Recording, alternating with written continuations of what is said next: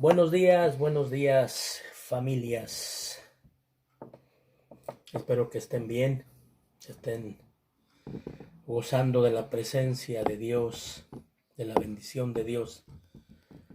La paz de Dios esté inundando sus corazones y gobernándolos, como el apóstol San Pablo escribe. Quiero hoy compartir con ustedes un mensaje acerca de los portentos y milagros de la cruz. La muerte de Jesús estuvo acompañada de milagros, de portentos, de prodigios, especialmente 4 que fueron, número 1, las tinieblas, un eclipse. Se ocultó el sol y hubo tinieblas sobre la tierra. El velo del templo se rasgó en 2 de arriba abajo. La tierra tembló. Y uno de los resultados de ese temblor de la tierra fue que se abrieron, dice la Biblia, se abrieron los sepulcros. Pero hay una referencia explícita ahí, dice sepulcros de santos que se levantaron, que vivieron. Dice la Escritura, San Mateo capítulo 27, 50, 51, 52 y 53. Mas Jesús, habiendo otra vez clamado a gran voz, entregó el Espíritu, y aquí el velo del templo se rasgó en 2 de arriba abajo, la tierra tembló y las rocas se partieron. Se abrieron los sepulcros y muchos cuerpos de santos que habían dormido se levantaron. Se levantaron. Leo de el evangelista Marcos en su capítulo 15, versículos 29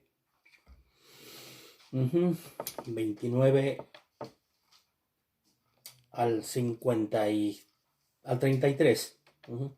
Y los que pasaban le injuriaban meneando la cabeza y diciendo: va, tú que derribas el templo de Dios y en 3 días lo reedificas, sálvate a ti mismo y desciende de la cruz. De esta manera también los principales sacerdotes, escarneciendo, se decían unos a otros con los escribas: a otro salvo a sí mismo no se puede salvar.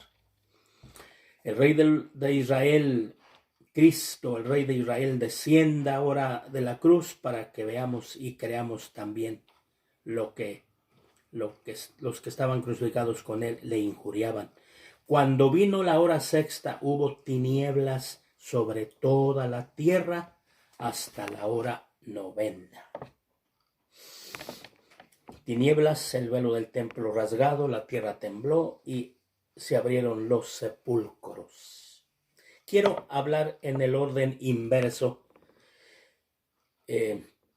Quiero empezar por el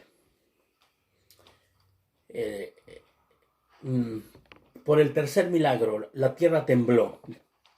Esto de que la tierra tembló,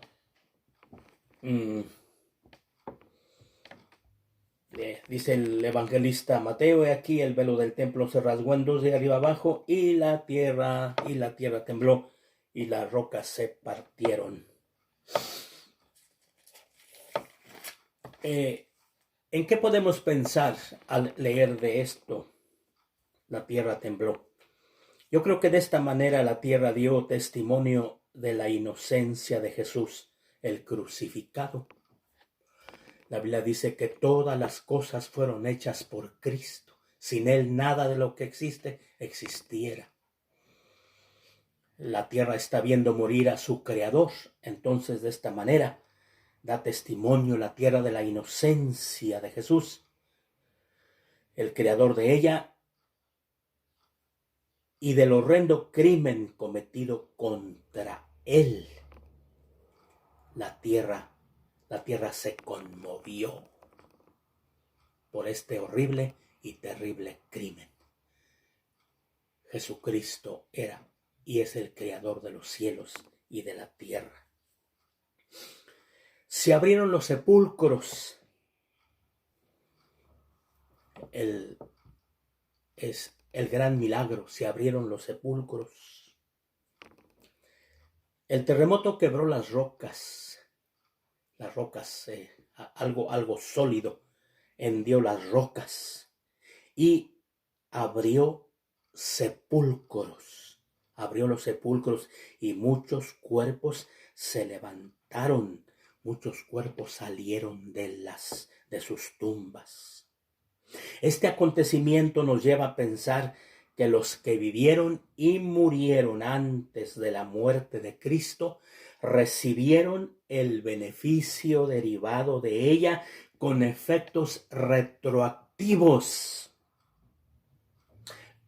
Lo mismo que los que han vivido después de la muerte de Jesucristo.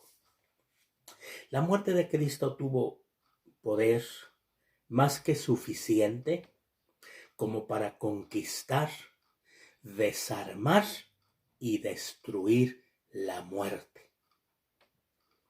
Estos santos que se levantaron, yo quiero entenderlos o verlos como los trofeos manifiestos de la victoria de nuestro Señor Jesucristo sobre los poderes de la muerte. Glorioso, ¿no le parece? Los trofeos. Los trofeos. El apóstol San Pablo dice que, tratándose de la resurrección, Jesucristo es las primicias de la resurrección. Entonces, el temblor, un temblor de tierra, un gran milagro. Los sepulcros abiertos y el milagro no consiste tanto en que los sepulcros se abrieron, sino en el resultado. El qué pasó al abrirse esos sepulcros no fue para asomarse, ahí está el cuerpo, mira, ahí está la caja, ahí está el difunto todavía, o ya no está, ya se convirtió en polvo. No, los cuerpos vivieron los santos que habían dormido y que habían sido depositados en esos sepulcros, volvieron a la vida por el poder de nuestro Señor Jesucristo. Su muerte, su sacrificio tuvo un gran poder. Llegó hasta esos sitios donde estaban esos muertos. Después leemos que el velo del templo se rasgó. Ese velo era el que cubría la entrada. Todos los cristianos lo sabemos. Era el que cubría la entrada del lugar santísimo. Ese velo solamente era traspasado por el sumo sacerdote una vez al año. Entraba al lugar santísimo para desarrollar un gran oficio. ¿En qué consistía esto? En interceder el sumo sacerdote ante Dios a favor del pueblo, a favor de los israelitas. Pero ese lugar estaba cubierto, separaba el lugar santo del santísimo. Y una vez al año era traspasado ese velo por el sumo sacerdote. El velo se rasgó de arriba a abajo en dos. No era un velo pequeño. Me pregunto, cuando esto estaba sucediendo y estaban oficiando en ese momento los sacerdotes en el lugar santo y oyen que el velo se está rasgando, la cara que pusieron, ¿y ahora qué es esto? ¿Quién lo está haciendo? Se hizo dos partes. Entonces, esto indicó mucho. Esto habla de un acontecimiento grandioso, que lo que separaba el lugar santo del santísimo era quitado, era removido. Ya no había ese estorbo. Ya no solamente podía entrar el sumo sacerdote, podrían entrar los sacerdotes. La Biblia dice que en el tiempo de la gracia, en el ahora, todos los creyentes somos sacerdotes. Tenemos una gran misión, una gran misión en favor de las personas, pidiendo a Dios, acercándonos a Él para llevar nuestros sacrificios. Déjeme leerle algo de la carta a los Hebreos, algo que está aquí en la carta a los Hebreos. Dice la Escritura que por tanto, hermanos, teniendo libertad para entrar al lugar santísimo por la sangre de Jesucristo, por el camino nuevo y vivo que Él nos marcó, esto es a través de su carne, teniendo libertad para entrar al lugar santísimo. Ya no hay estorbo. Ya no hay estorbo. Hasta entonces Dios estaba escondido, era remoto, no era conocido, estaba oculto. El lugar santísimo era el lugar de la presencia del Espíritu de Dios, pero estaba oculto, cubierto por el velo.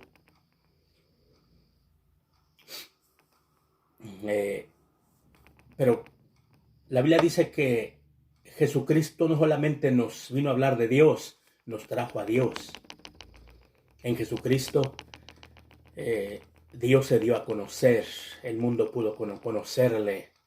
Hoy los cristianos le conocemos. Entonces, como diciendo Dios, ¿para qué me sigo ocultando si ya a través de mi Hijo Jesucristo me han conocido? Pues entonces quitemos el velo para que el mundo me conozca. Dice Jesucristo, el que me ha visto a mí, ha visto al Padre. Repito, Jesucristo no solamente nos vino a hablar de Dios, nos trajo a Dios. Dios vino en la persona de nuestro Señor Jesucristo, vino al mundo. Se le pondría por nombre al bebé de Belén, se le pondría por nombre Emmanuel, que declarado es Dios con nosotros. Dios vino en la persona de nuestro Señor Jesucristo. Quiero detenerme un poquito compartiendo con ustedes algunas reflexiones acerca de el primero de estos milagros, que es el eclipse, que es las tinieblas que cubrieron el mundo en aquellos días. El área, podríamos hablar del el Imperio Romano, por lo menos el área que dominaban los romanos. El día de la crucifixión de Jesús, de las 12 a las 3 de la tarde, el sol se oscureció, dicen los evangelios, Mateo, Marcos y Lucas. El sol se oscureció contra todas las leyes de la naturaleza. Pues era el mediodía y en tiempo de la luna llena, cuando es físicamente imposible, dicen los que saben de esto, que se diese un eclipse de sol. En ese momento, cuando estaba muriendo el Hijo de Dios, en ese momento, cuando estaba muriendo el Hijo de Dios, todos estaban ocupados.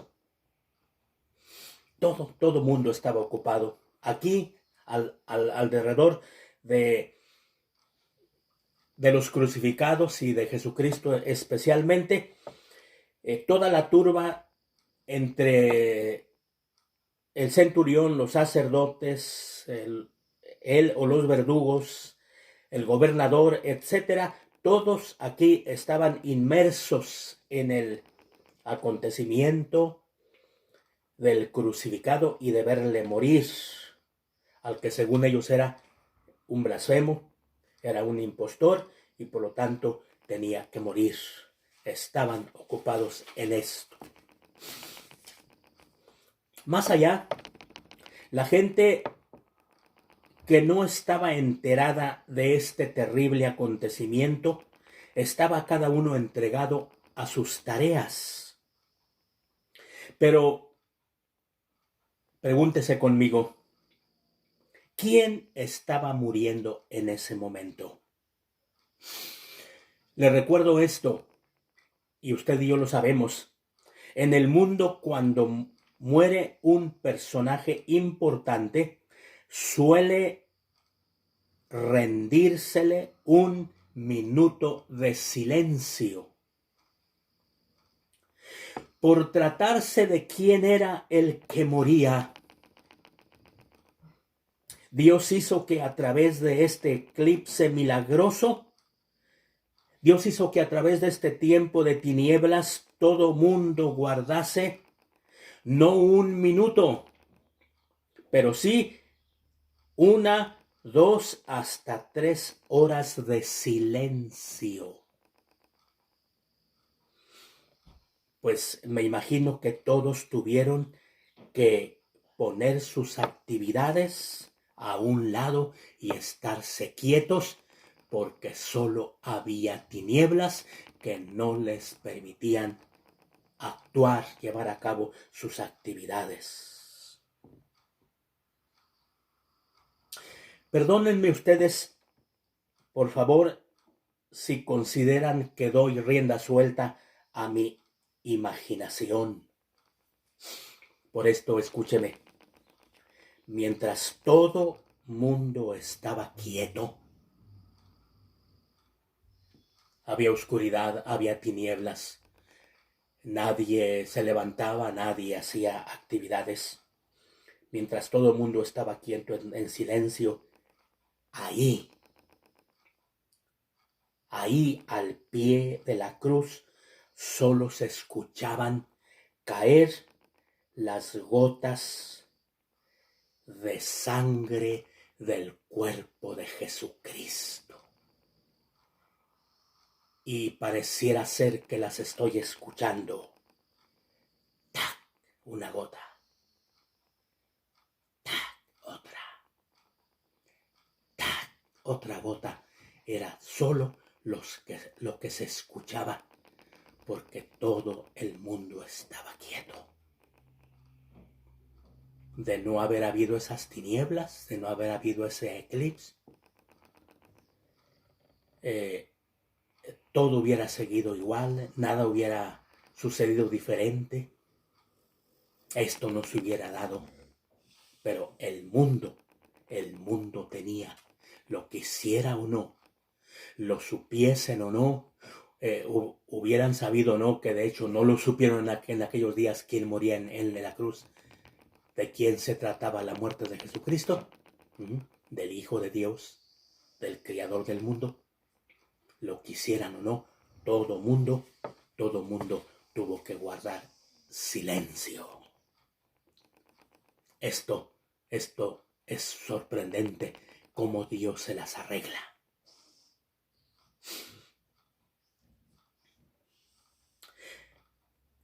La luz de una extraordinaria estrella anunció el nacimiento de Cristo.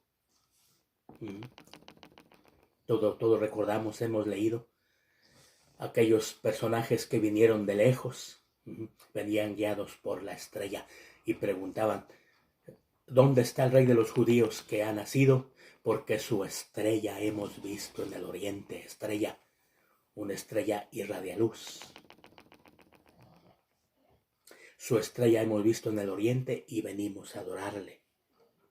Si una estrella extraordinaria anunció el nacimiento de Cristo, por lo mismo era apropiado que las tinieblas de un eclipse extraordinario notificase de la muerte de la muerte de Jesucristo, pues Él era la luz del mundo. Termino estas reflexiones invitándole a alabar, a adorar a Dios, a darle gloria en todo tiempo y en todo momento. El Padre Celestial debe ser adorado. Jesucristo, su Hijo, también. Jesucristo, hablando de Él, dijo, y de su Padre, para que todos honren al Hijo como honran al Padre. El que no honra al Hijo, no honra al Padre que le envió. Entonces, que siempre hay alabanza en nuestro corazón y adoración al Padre Celestial y a Jesucristo, quien es el Rey de Reyes y el Señor de Señores. Dios le bendiga, Dios le ayude, y espero que todas estas reflexiones, estos cortos mensajes que he estado compartiendo con ustedes en estos días, haya bendecido su vida, le haya enriquecido, y si no le compartí nada nuevo, diferente a lo que usted ya sabía, por lo menos contribuí recordándole otra vez estas bellas, hermosas y enriquecedoras verdades de la palabra de Dios. Comparte este mensaje con sus conocidos. Inscríbase al programa, la página Encuentro con Dios. Y seguimos viéndolos. Espero mañana compartir con usted algo relacionado con la resurrección de Jesucristo. Y seguiremos, bueno, ustedes escuchándome y yo compartiendo con ustedes. Dios les bendiga, familia linda. Un abrazo a distancia, un caluroso saludo. Bendiciones para todos. Bye bye.